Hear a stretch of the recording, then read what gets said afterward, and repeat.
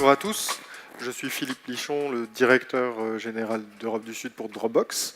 Et ici, avec moi, nous avons Adrienne Gormley, qui est Global Head of Customer Experience pour Dropbox, donc dans le monde. On est ravis tous les deux d'être ici. Bien entendu, j'aimerais en savoir plus sur vous, comme vous êtes très nombreux, 1000 dans la salle à peu près, c'est impossible. Alors je vais être sélectif dans ma question et je vais vous permettre de faire un petit exercice qui sera salutaire à cette heure-ci.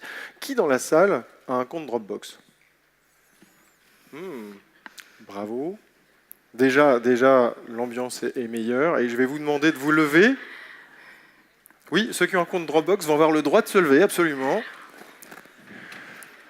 Merci, mais ça fait du bien, ça fait du bien. D'accord, donc on se réjouit d'avoir un compte Dropbox et surtout d'être à 11h et quelques et de faire un petit peu de sport. Et puis après, je vais vous demander juste de faire un petit exercice. Posez doucement la main sur l'épaule de quelqu'un d'autre qui a un compte Dropbox afin de représenter ce fabuleux réseau de collaboration. On sent vraiment une vraie connexion entre vous. Merci beaucoup. C'est moi qui vous remercie. Alors, je vais vous raconter une histoire. J'étais parti sur l'histoire d'un homme, mais je me suis réavisé. Je vais vous raconter l'histoire de Caroline, évidemment. Caroline, qui est quelqu'un qui est ce qu'on appelle en bon français une knowledge worker, qui travaille dans le marketing, qui a une mission commerciale, qui travaille dans une entreprise plutôt grande. Et sa vie n'est pas simple. Sa vie n'est pas simple. Et la raison pour laquelle elle n'est pas simple, c'est que dans sa vie professionnelle, elle a affaire à vraiment beaucoup de collaboration externe, notamment elle travaille et elle gère des agences créa, médias, big data, parfois compta. C'est très compliqué. Elle travaille aussi avec des freelances, beaucoup de freelance, et elle a évidemment des contacts très nombreux avec les clients. Et là, je ne vous fais pas la liste exhaustive. En plus de ça, plus récemment, elle s'est sentie vraiment l'envie de contribuer sur plein d'autres choses. Donc c'est une femme digitale qui a envie vraiment de changer les choses. Elle s'est lancée dans une start-up avec des amis, elle doit gérer ça aussi. Son fils demande plus d'attention, elle est investie dans son club de tennis en tant que présidente. Et en plus, c'est très réaliste, j'en ai rencontré beaucoup. Et le dernier point, c'est que évidemment, dans tout ça, elle n'oublie pas sa vie de famille, elle doit organiser les réunions de famille, les questions de photos, de partage, d'albums, les vacances, la fiscalité, l'immobilier, c'est un cauchemar. Elle a besoin de flexibilité pour avancer. Elle a besoin de flexibilité, mais c'est difficile à trouver cette flexibilité. Elle regarde autour d'elle, je regarde autour d'elle et je me dis, c'est pas la seule. Plein de gens vivent la même chose, et notamment les freelances. Ça a été multiplié par 2 sur les 10 dernières années. Et puis, il y a beaucoup plus de personnes qui, aujourd'hui, souhaitent travailler de la maison, notamment. 17% des personnes interrogées, selon des études récentes, disent travailler au moins une fois par semaine à la maison. Et dans certains pays, c'est beaucoup plus. Donc, elle éprouve cette difficulté, elle souhaite cette flexibilité. Et là, je vous le dis gentiment, elle est positive, elle veut entreprendre, mais elle commence à être violemment frustrée. C'est très difficile. Elle est sous pression tous les jours. Alors ce qu'elle fait, c'est qu'elle souhaite vraiment avancer avec son entreprise, avancer avec tous ses projets. Elle est multitasking, mais elle atteint ses limites. Chaque fois qu'elle travaille sur un projet, elle doit s'adapter à des technologies différentes. Système de mail différents, système de stockage, cloud, collaboration différents. Même la politique sur les smartphones, les tablettes, est différente. Elle éprouve de la frustration au quotidien. C'est une véritable souffrance technologique. Entre sa vie perso et sa vie pro, parfois, elle a le sentiment qu'elle voyage dans le temps. À la maison, elle est en 2016, voire parfois 2018. Elle arrive au bureau et parfois, elle se retrouve en 2005. C'est un sentiment très désagréable qu'elle ne comprend pas. Elle se dit, je ne comprends pas, quand je peux avancer sur mes propres sujets, quand je peux choisir, quand je prends les choses de la façon dont je souhaite, je suis beaucoup plus productive. Et elle lit des études et elle s'aperçoit que Roland Berger dit la même chose. Lorsque les employés sont dans des sociétés plus digitalisées, des entreprises s'entend, ils sont 50% plus satisfaits par leur travail. Et elle se dit, encore une statistique qui ne fait que confirmer là où j'en suis, moi, personnellement. Mais évidemment, elle va reprendre le contrôle. Cette souffrance, elle ne la veut pas, elle va agir, de toute façon, elle n'a pas le choix. Ce qu'elle va faire, c'est qu'elle va amener ses propres outils dans son monde professionnel, quel qu'il soit. Et elle va mettre l'efficacité et la poursuite de ses rêves avant tout. Du coup, elle va faire ce que nos collègues anglo-saxons appellent « bring your own device », amener ses propres outils et imposer ses propres outils à tout le monde, ce qui crée un petit peu de confusion, je vous le concède. C'est une tendance immense dans la société aujourd'hui de réussir à faire ça. Caroline fait partie de ces personnes. Et c'est la technologie, elle en est convaincue, qui va être un de ses accélérateurs. Elle en est convaincue fondamentalement, elle éprouve du plaisir lorsqu'elle utilise les technologies qui lui conviennent, et elle souhaite vraiment avancer avec ces nouvelles technologies. 55% des personnes qui peuvent choisir leur technologie déclarent collaborer extrêmement bien en externe et en interne, et ce chiffre n'est que de 26% lorsque les personnes ne choisissent pas leur technologie. Alors finalement, Caroline, c'est quelqu'un de très simple. Elle souhaite simplement être libérée du carcan technologique, et puis elle souhaite avoir cette liberté créative pour transformer, pour mener à bien sa vie de femme digitale. Vidéo, s'il vous plaît. If you give people creative freedom, they're going to imagine. If they imagine, they're going to experiment. If they experiment, they're going to create. And if they create, they might create something new. And if they create something new, they might do it with words, or pixels, or paprika, using crayons, or code, or secret code. If they create however they want, they'll want to create with whoever they want. And if they create with whoever they want, the more they'll get inspired, the more they'll make, the more they'll share, the more they'll imagine all over again. Because if you give people the freedom to work the way they want, the world will be full of more interesting things.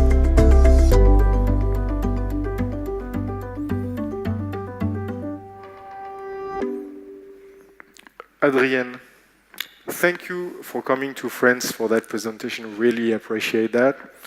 As a head of customer experience for Dropbox, I really would like you to tell me if my story of the story of Caroline is something that is really special or if you see it as a global trend.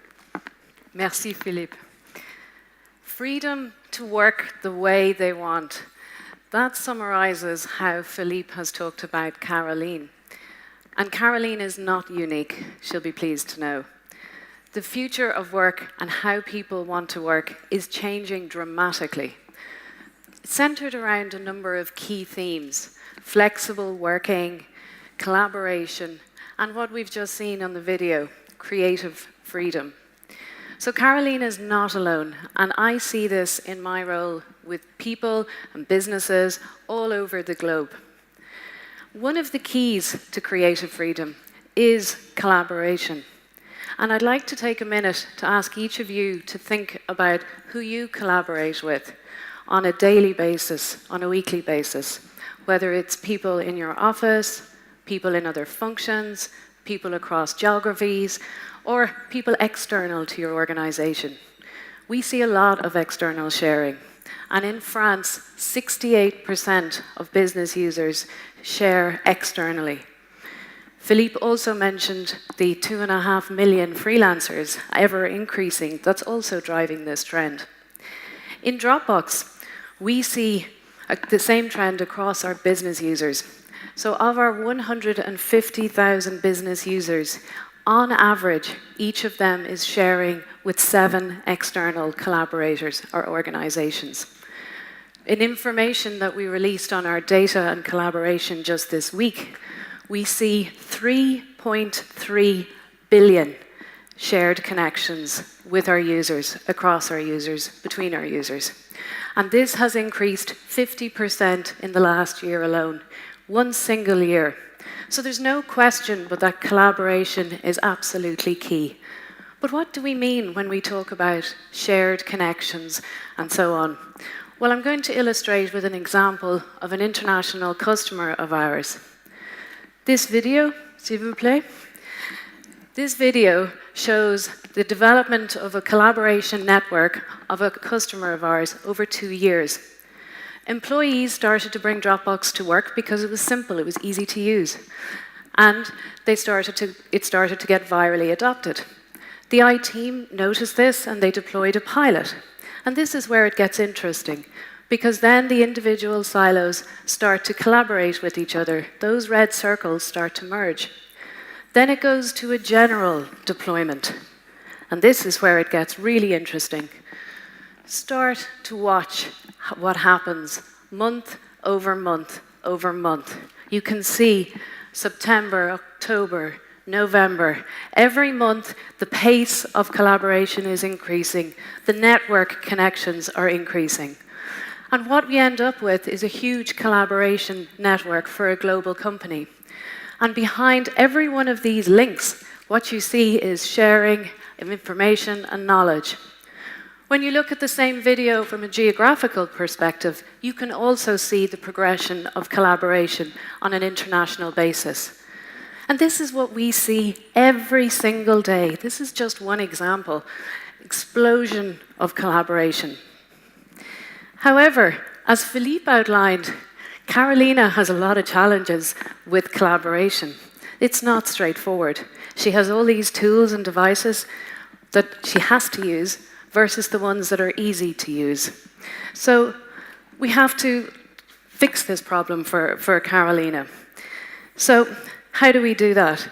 Well, first of all, when you look at people wanting to work flexibly, we've already heard from people this morning talking about how in France people are doing it more and more often.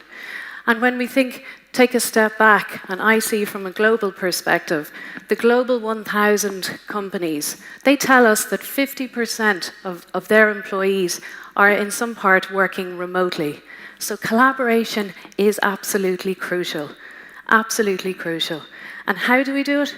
Well, we just fix the problem for people like Carolina by listening to them, by giving them choice, employee choice, tools that are easy to use.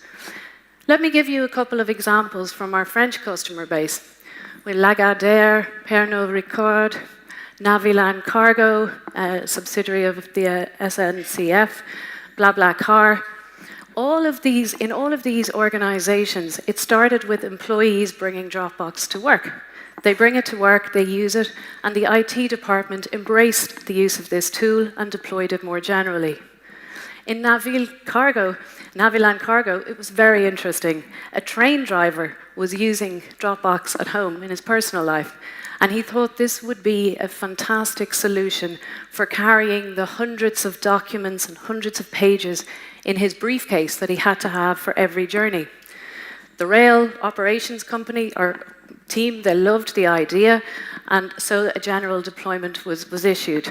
And this was all to do with making information easier to share and people being more productive in the workplace. So, employee choice is important. Flexible working is important. Collaboration is important. But what does this all mean for businesses? How do we adapt? Well, if flexible working is important, it means collaboration has to be seamless. And if collaboration has to be seamless, it means we have to listen to the end users. The end users are increasingly driving decisions around which software and which devices they are going to use in the workplace. And we have to be cognizant of that. It's not okay to go to a CIO or an IT team or an IT director with a solution. The solution has got to also include and work for the end user. And why? It's quite simple. If the users can use it, they adopt it. If they adopt it, then the value of these products is realized and unlocked for that organization. Subscription-based companies know this. This is our bread and butter. We need users to adopt in order to grow. So for us, it's very simple. Our success is directly dependent on the end user success. And this is why in Dropbox we invest significantly in user-oriented teams. we have a big user insights team that focuses on how people are working. Our success teams helps companies to deploy and adopt. Our support team helps resolve technical issues and problem solving. And tying the big picture together is the customer experience team. So to conclude, there are clear trends to show that the future is shaping up very fast, extremely fast. Knowledge workers want to work flexibly, no question. They need to collaborate, no question. And they're craving creative freedom. However, for Caroline and others, the problem is the tools they have available are often in their way. So for me, for businesses to be successful, not only do we have to embrace and adopt these new trends, more importantly, we have to focus, laser focus, on the end user, on Carolina, and ease her frustration and allow her embrace technology and have the creative freedom that she needs. So I hope, Philippe, that has addressed some of Carolina's points. Yeah, I think Caroline would be very interested to know. Many thanks, Adrienne, for those insights. And basically, obviously, this conversation has to go on with all departments, IT, HR, management. Its collaboration starts from human conversations, obviously. On a partagé aujourd'hui la vision qu'on avait chez Dropbox, mais on vous encourage juste après à partager votre vision de la collaboration sur notre espace qu'on a là-haut, qui est notre espace Future of Work. Je vous remercie pour votre attention et excellente journée. Merci infiniment pour votre attention. Merci.